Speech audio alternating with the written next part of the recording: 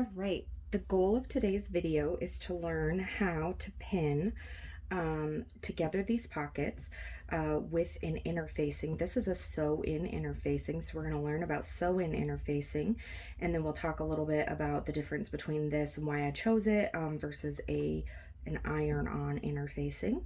And these are little pockets, so this is all it's going to look like when we get through this first step. And then we're going to go to this step here, which is going to have these little gussets in it so that it'll kind of have like a pop out. And so this is on something that I'm selling on Etsy. So I'm just going to show you how we're going to put these little gussets to kind of make the pocket pop out versus being just flat. So you can see how the pocket is a little bit narrower, but instead of being flat, it has a little bit more of a 3D effect. So you can put something a little bit larger in it without pulling on the sides of this item. You can put something in here that puckers out. So that is what we are working on. This one is obviously the poo fabric, and this one here is more of like a woodland creature. So we're working on kind of finishing up this one. Okay, so I sort of am a crazy sewer.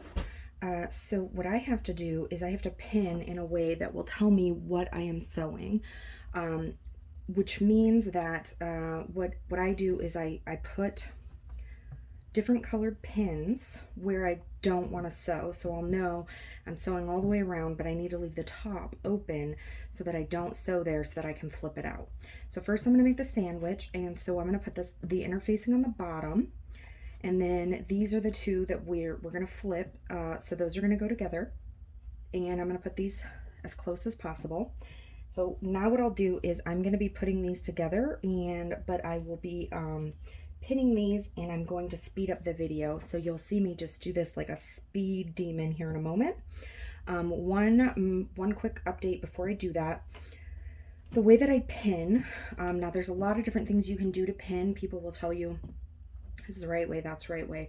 The right way is what really works for you, but there are some right and wrong ways. You don't want to get hurt, you don't want to break your sewing machine, or you don't want to run a pin in to your needle and have that, you know, maybe break or come popping up, hit you in the eye. I mean, I don't know, I've heard horror stories, but anyways, so I pin in this way, and I kind of leave this sticking out so that I can easily pull them out when I'm sewing. So this is kind of what that looks like. So I have it out like that, and then you'll see when I'm sewing how I pull those out. So just as you're pinning, you're gonna just do this, and then on these small ones, don't usually even need a pin on each side, but I'm going to pin them for the purposes of this video because I'm going to probably be a little bit distracted and talking. And then I put two up here just so that I'll know, like, this is where I'm starting to go, and then this is where I'm going to end. And it's not really a big deal if these pins are super straight. They're just more communicating to me where I'm going to be pinning at. So now I'm going to go ahead and pin the rest of these. I have 5 because I did one already so that I could show you for the video. So I'm going to go ahead and pin the rest of these and show you how super speedy fast I am when I speed this video up. And then we'll get over to the sewing machine and sew them.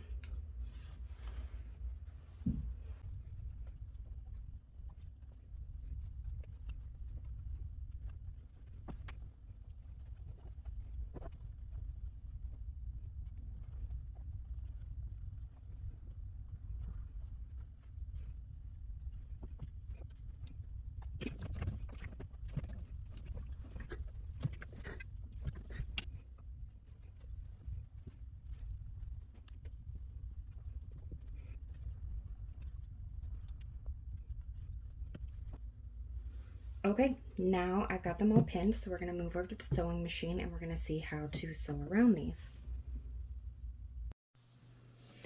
All right, so I have my presser foot down. I'm going to start at the blue, heading towards the first corner, and then I will go around the corner and then sew around to that next blue pin. So I'm going to leave between the two blue pins open so that then I can flip these. All right, So the other thing that you can't see here is that I have my needle position set so that when I stop sewing, the needle will stay down. And then that way I will be able to turn the corner. So this is another, if you're a beginner sewer, something that you want to learn is that when you're going to pivot around a corner, you want to leave that needle position down. So as I begin sewing here, I'm going to go ahead. I also have my particular sewing machine set that it will... it starts the stitch by doing several stitches to lock it in. So then after I get to this part where I'm going to turn, the needle stays down and then I turn, and now I'm going to go ahead and start doing this. This particular sewing machine has it half lifts up the presser foot, which is really handy when sewing. Obviously not, most sewing machines won't do that. You'll have to lift that presser foot. And then this is where I just slide those pins out. And again, once you get close to that corner, you're going to just turn that again. And so that's why I like to pin those that way, so that you can just slide those out as you're coming close to them. And then again, once I get close to that corner, I'm going to stop. That needle position stays down, so you're able to turn that. And then again, keep going with that stitch. Okay, so then now we're coming to our last corner. And so we would never want, when we're going to flip something like this, we would never want to leave where we have to do it on a corner. We want to make sure we do the corner. What I mean by that is that we actually want to sew here and sew the corner, and we're going to leave open a straight portion. So that's why I'm going to go around the corner and then I'll end over here somewhere. So I'm going to leave open a straight portion, and then we'll top stitch after we flip it. So I'll show you that once we get there. And so my sewing machine does have a cut thread option, so I'm going to go ahead and press that, and it's going to go ahead and do some end stitches, and then it's going to cut the thread. I don't know, maybe I didn't quite leave enough there. I might regret that later. We'll see. And then I'm going to just move on to this next one, and then I'll be able to keep sewing all of these. Don't really need that guy in. It just kind of reminds me of what I'm doing here. So again, this machine is going to do that initial lock thread. I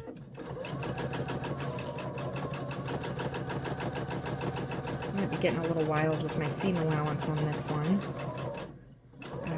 I recommend taking your time and doing a better job. I'm kind of a monster, and I know that. At the end of the day, no police have come and caught me. I just kind of curse myself when I am trying to put things together and they don't line up. So if you don't want to curse yourself, do a better job than I do.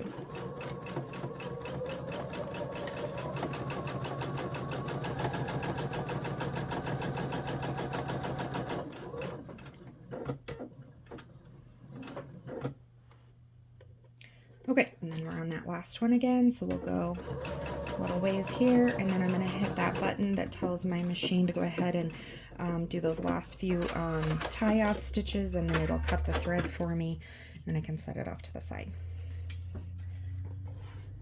All right, what I'm going to do now, since you've seen a couple of these, is I'm going to speed up the video, and then I will see you at the next step so that we don't have to watch this in normal speed.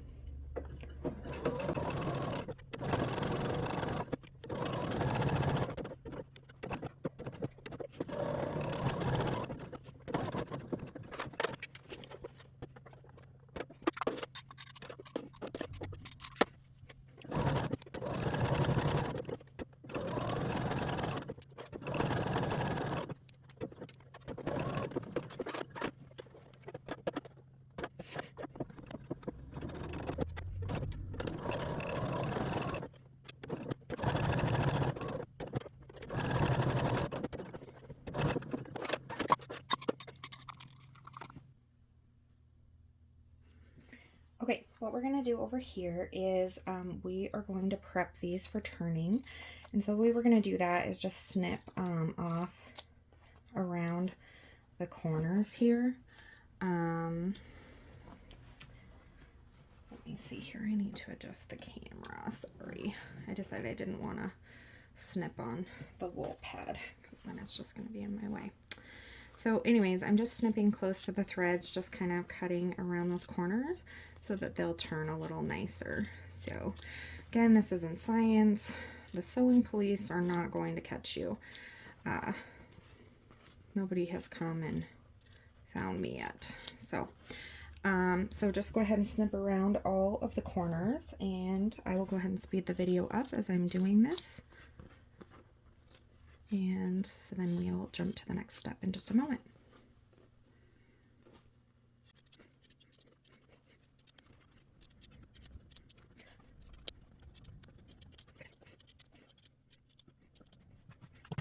Okay, so now let's take a look at how these are constructed. So this back piece here, this piece that we're looking at, this is going to be the backing of the pocket, and here we have the inner facing. And what looks like in the middle of our sandwich is actually the front of our fabric. So we can actually turn this incorrectly because this is so interfacing. So if we turn it right here, we would actually have interfacing and then the back of our front fabric, and then what would end up being in the middle would be our backing. So it's very important that when you do this, that you actually get in between the two pieces that we want when you flip them. So now we're going to go ahead and flip these. Ugh, this one is a tight one. I struggle between leaving myself enough space and not wanting a big hole that I have to, you know, close up, make it a little bit harder for myself. So what I'm going to do right now is I'm just going to kind of sloppily fold them, and then I'm going to show you in the next step how to kind of make the corners a little bit neater. So first we're just going to get them the right way out, and then we'll go through how I'd normally kind of make them a little bit cleaner in the corners. Oh my goodness. These guys are going to fight me. All right, so I will go ahead and speed up this video, and you can watch me look like I'm doing this a lot faster than I actually am.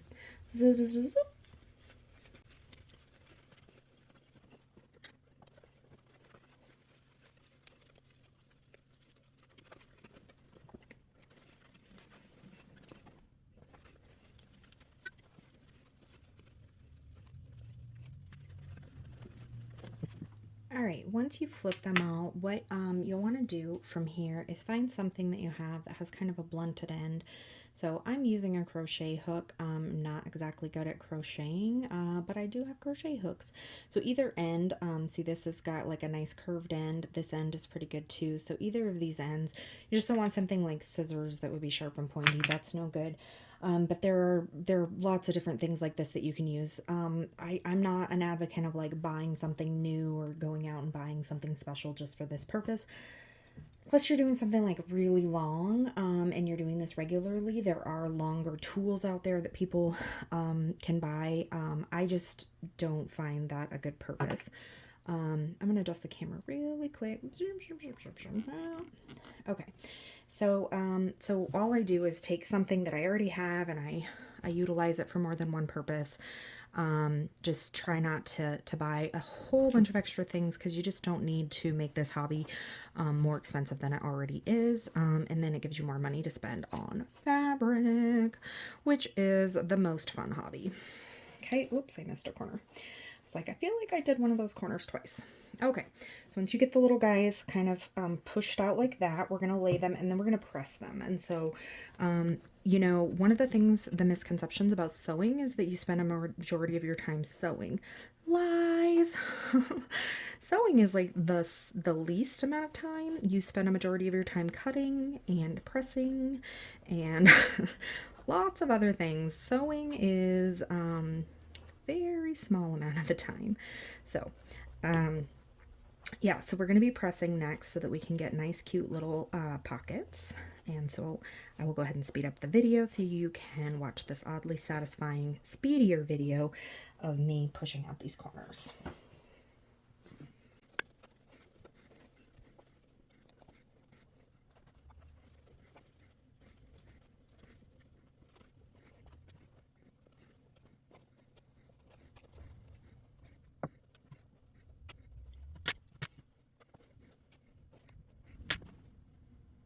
Okay, at this point I like to try to make sure that I tuck in any loose threads.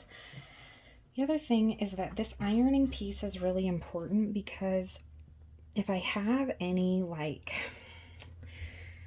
if I have like it ironed in a way like this, where the fabric is sticking out like this, for example, it will be like that, like it will show. I would rather have the front fabric more on the back, because then it will just be the front fabric on the front. Like it won't be the back side bulging out, if that makes sense. I'm not sure if I'm making that clear, but anyways, so I don't want the back showing when I do this. So right here, like I kind of have that, so I'm going to need to mess with it a little bit. And then I don't really like the way that corner looks. They don't have to be perfectly pushed out, but you just want them to look a way that you like them. So you want them to just look nice, and you want to like the way they look. Okay, and then this guy's kind of puckering at the top, and so this is part of the reason why you want to make sure that you don't have like a huge section up here, because sometimes it can be just a little tricky to get this to iron nicely. Sometimes it's fine, but sometimes it'll just be a little tricky. So you just want to make sure that because you can stretch it. I probably said that one that I only left myself like a tiny bit. So I probably kind of stretched out that backing when I was flipping it around.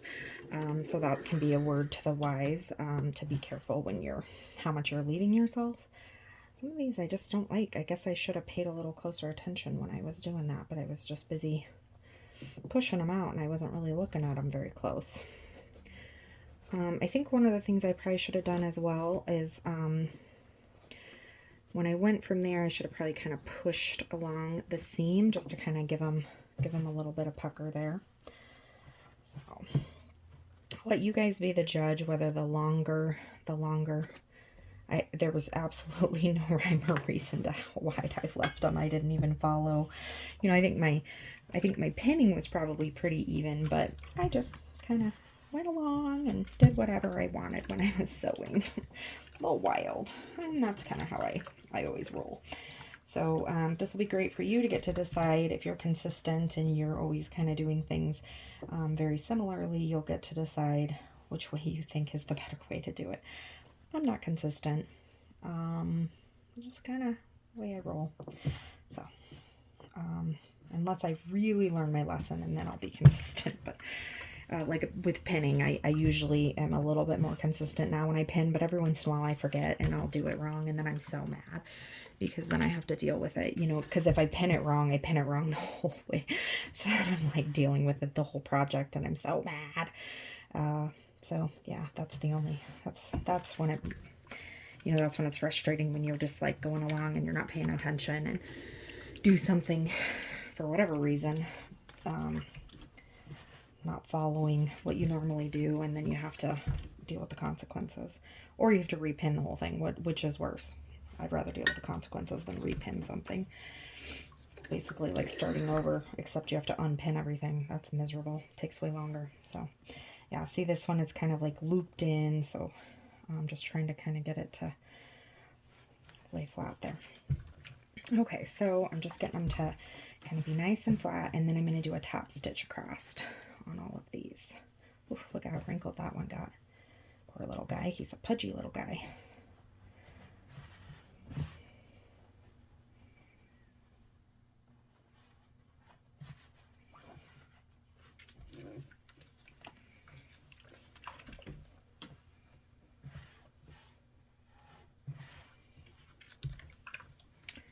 Okay, I'm sure I'm going to get questions. This fabric is highly possible that it's discontinued. I've had this fabric for quite some time, and life happened. I've actually had most of these pieces cut out for a while. I cut all of this out, and I was going to make these, and then I ran out of the backing, which then I was trying to find a matching piece, and I brought home some stuff, and it was very yellow in comparison to this color. Very yellow. It's amazing how actual like more gray this is than you realize. You think it's kind of a brown, and everything I was bringing home was very yellow. I'll actually show you. You know, you can see how much yellower this is than that, and I didn't like them together. So I was struggling a lot with finding a color I liked, and so just there it sat, cut, the piece is cut, waiting for the backing because I had ran out of the other material I had. And so now I'm finally getting back around to it. But anyways, this is a UK artist, the actual animals are, and then it's been put on a fabric. So of course I'm drawing a blank right now on her name, but I'll look it up here and I'll make sure it's at least in the description. If I don't tell you later in the video, I might be able to look on the salvage. This one here is not doing what I want it to. Okay, now I'm going to adjust my camera so that I can show you the next step. Okay, here we are just going to go ahead and do a quick top stitch so that we'll close up that top. But before I do that, before I close that up, what I want to show you is the reason why we made the sandwiches the way we did. So I wanted the front of the pocket to be the part that had that structure, that looked like it had a little bit more structure. The back is not the part that needed the structure, and that is why when we put the sew-in interfacing, like with a normal interfacing where you're putting it on with an iron and you're gluing it onto the fabric, you're going to put it onto the fabric you want. But with the sew-in interfacing, the reason why I did it the way I did is then when I flipped it, it kind of stays with this fabric and stays here and not with this one. So if you look inside here, you can kind of see that it's more with the front, and then it gives this one a little bit more body and structure, where this one looks a little bit more floppy like a normal fabric. So then that structure is more with this front. So that's the reason why we did that. And then the other thing is this design, this fabric. Again, highly possible it's discontinued, although I know the design and the designer is very popular. She has her watercolors and her art on a lot of different products. So if you go check out her stuff, it is Rendale Designs. So it's W-R-E-N Dale Designs. And she's a UK artist, but a lot of stuff is in the United States as well. So Rendale Designs, and her name, the artist, is Hannah Dale. And then this actual assembly here is called Love Is. So Love Is by Hannah Dale, excuse me, of Rendale Designs. And this was done for Maywood Studio. And I've had this for quite a few years, to say the least. It's been quite a few years. What happened is I originally bought it, fell in love with it as soon as it came in, and then I went back and I bought gobs of it. So I had a lot of it. But she has it on mugs. She has it on, like, I've seen it on, you know, lots of dishes. It was also on some wallets, notebooks, writing paper. There's just tons of stuff with her designs. So really fabulous stuff. If you like it and you like her designs and her work, I would highly encourage seeing if you can find something else with it. And there might be other fabric that they have done with her designs on it. I absolutely love it. The only thing that was hard for this particular design is it was kind of far apart. I needed it to be a little bit tighter and a little bit closer. Okay, so I'm going to go ahead and top stitch these, and I'm going to show you how I chain sew them. So again, if you're new to sewing, you know, little things that I had to teach myself, that I was like, oh, what are they doing over there? Here I'm stopping at every one and not chain sewing. So that's kind of the point of this video, showing little things like that. So I'm going to chain sew these, and then I will have to do a few things in order to come to the next step, which is where we're going to put those little gussets in, okay?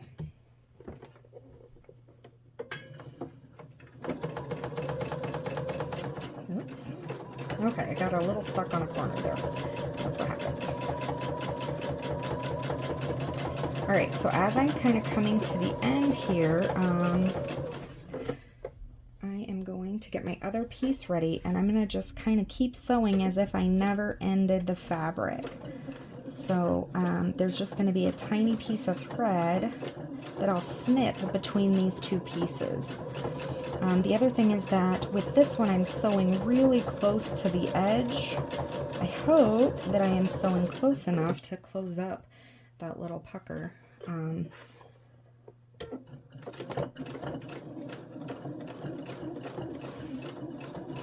And so instead of a normal kind of larger seam allowance, like a 1/4 inch, I'm doing a little closer to like an 1/8. So I don't want any of those raw edges that I tucked under to show through.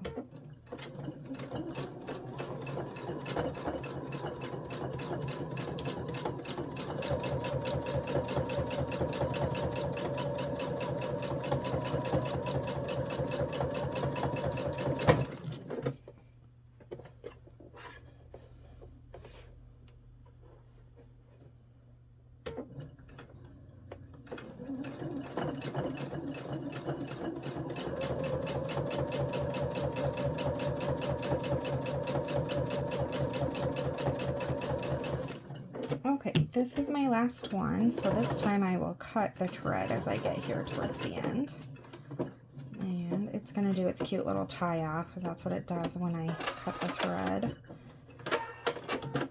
And then now I'll just snip between each one of these, and then I will go ahead and see you back after I have to jump ahead a little bit in my pattern so I can show you the next step.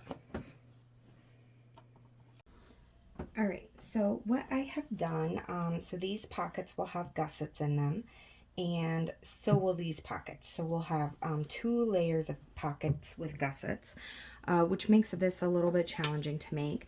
So what I've done is I have pinned the gussets in the bottom layer and then pinned the second. I haven't sewn anything yet. And so to get that far, first what I will do is take a ruler. I've used this ruler here, and I've measured along the bottom. And so let me see if you can see these marks. They are very light. You can see here I have marked 3 spots, okay?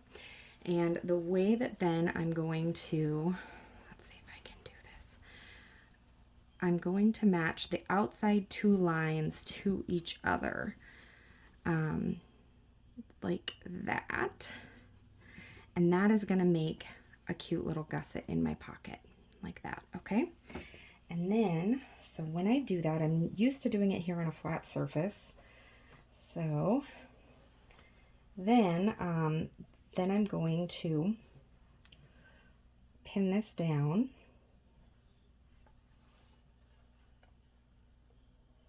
And, that was kind of a wild pin. I need them to be, I need to sew, so if I sew them, like if I only do the gusset here and I sew it crooked here, we're not going to get the effect we need. So I need to also do it up here. And if you are having a hard time or you need it to really be very straight, you can also put those lines at the top, and then you'll make sure this is very straight. This is not as serious if it's not perfectly straight, so I just eyeball it and try to make it nice and close. But again, you can put the lines on both ends. Now, usually you're going to find like a pattern is going to tell you. For me, the lines, wherever I put them, where I want the first one, and then these are a 1/4 inch apart. So the first line, and then it's a 1/4 inch and a 1/4 inch. That's how far these gussets are if you want to make the same gusset size. So now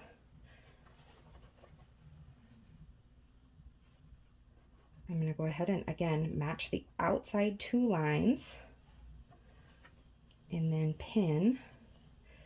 And what I'm trying to do with this bottom pin, because this is going to end up going on top of it, so I don't want that pin to be so far down that I'm going to be sewing over it in a dangerous way. So I'm putting it down low enough that it's going to hold it, but I'm also going to be sewing across here with that upper pocket. And this is a self-drafted pattern that I'm working on.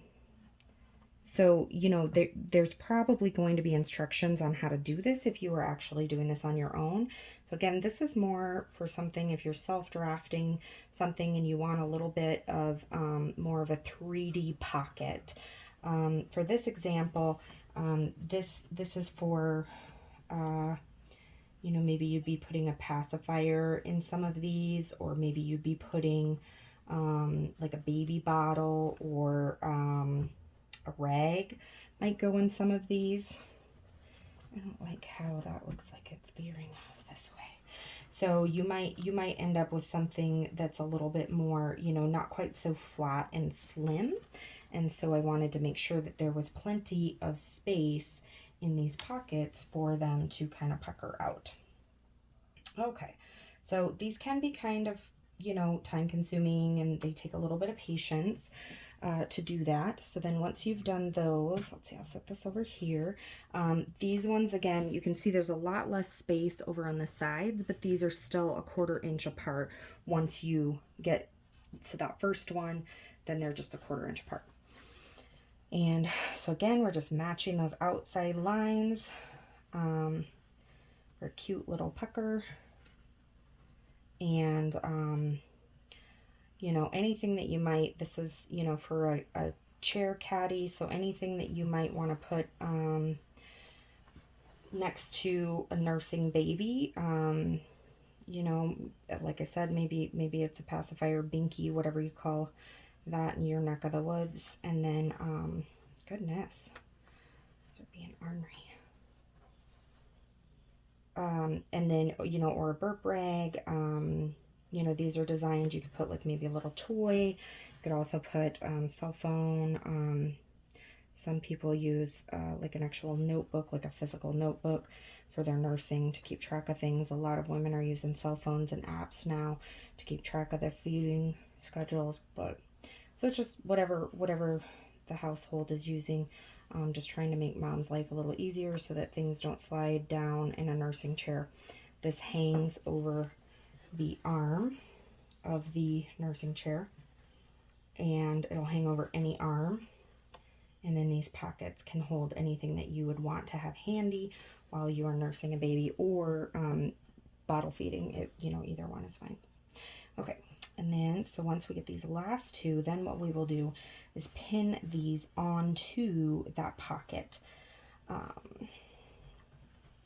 And I have stabbed myself about more times than I would like today.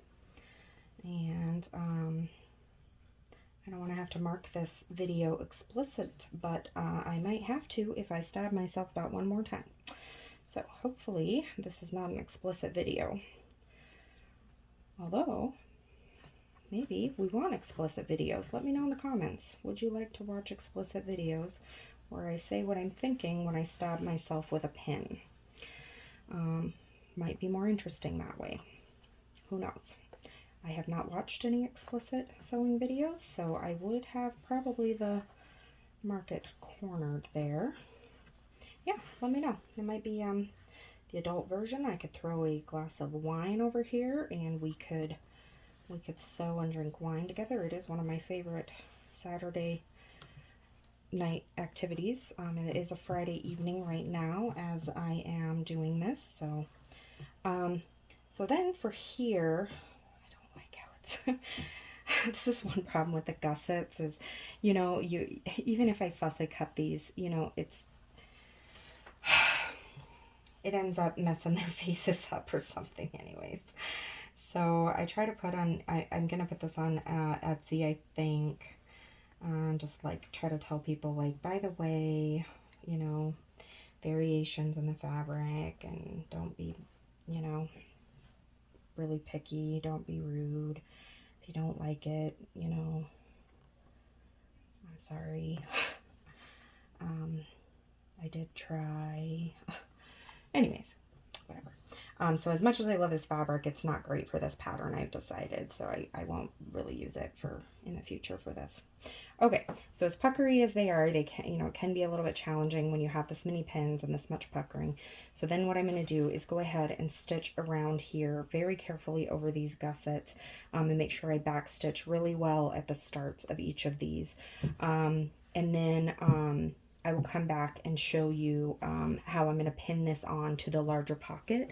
I do believe I have that prepared. So this is the larger pocket that is going to be flat. It doesn't have any gussets in it. So this will get pinned onto here. And I'm trying a new technique with this, changing the way I'm going to draft this. So I will be doing that in a moment. And I will show you how to do that. I'm not going to run you through the sewing machine on this part because I think we've got that kind of figured out. So I'll be back when we're done. Okay, so I have sewn the small pockets onto the larger pockets, and they both have gussets in them. And then I've sewn that onto the largest pocket, which has no gussets in it. So what that looks like when you're done is this. So we have the little gusset pockets, and then this one has some gussets, and then this is just tacked on to that final piece where it is just a flat pocket. So this one is a little bit more designed to be just a flat straight pocket, and then we have these two with some kind of gussets, a little bit more 3D. You can put something that's a little bit bulkier in those front pockets. So then, you know, then I've got all these pins in the middle that I'll be removing. Okay. One thing I did not talk about was the marking pencil, which is this one here. It's a water-soluble marking pencil. And so I really need to sharpen this a little, love. I looked everywhere for my sharpener, and I have many of them. Can't find any of them. I don't know where I have lost them. But anyways, so these are just a water-soluble pencil here. I have a white one to mark on dark fabrics, and then I have a blue one. There's all sorts of solutions for these. There's some that are like a kind of a more of a marker that will come off. There are some that are like a chalk that either like a chalk that's an actual like piece of chalk, or they're a loose chalk that comes in a wheel.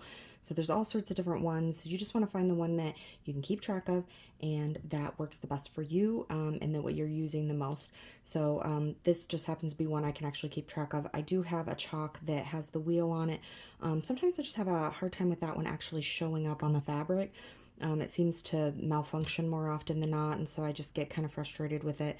This one's kind of tried and true and seems to always work as long as I can find my sharpener. And so then, since it's water soluble, they come off of the fabric and you don't notice the marks on them, which is nice. So that is the other thing, is whenever you're marking on fabric, you want to make sure you use something that you can get off of the fabric, or that's not going to leave a permanent mark and damage your fabric. I did get to use my seam ripper, so that was very fun. So make sure you always have one of those on hand. And go ahead and follow me if you have any questions or you want me to do some further explanations. Comment below, and I would be happy to make a video to help you or to show you some techniques if you need help with a project. It is one of my favorite things, is to get to help other people, so give me a shout out in the comments, and I would be happy to make a video to help support you in your sewing journey. Thanks.